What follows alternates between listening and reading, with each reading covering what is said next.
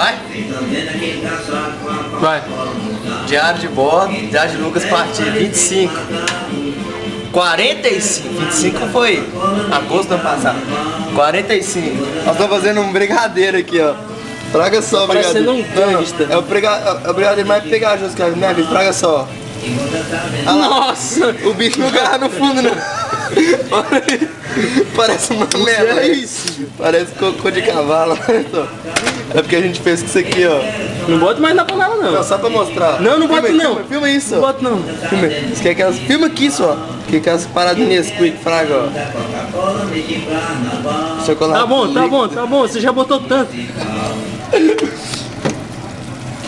Que parada. Olha lá, velho. Nossa, tá Parece- queimando já. Não é mesmo. nem- Parece plástico, velho. ó. Pega um prato aí, sim. Pega que prato.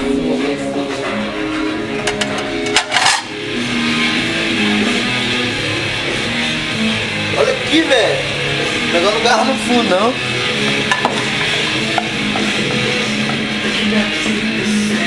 Olha. Não, que parada. O que é isso?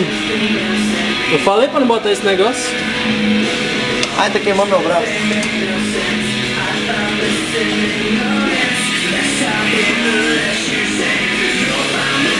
Rapaz, cozinhei um estrogonofe de hoje. Ficou da hora. Oh.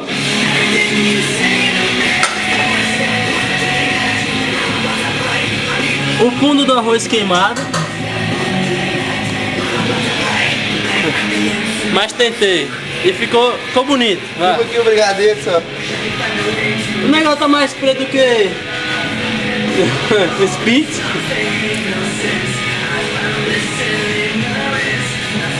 Fazer brigadeiro aqui é pai demais, não tem a rapa da panela, não? Tem não. A rapa da panela. Cadê?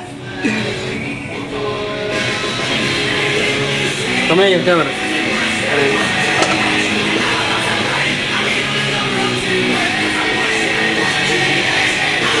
Bota ali no meio. Ficou chique demais, ó. Valeu, galera. Mais um diário.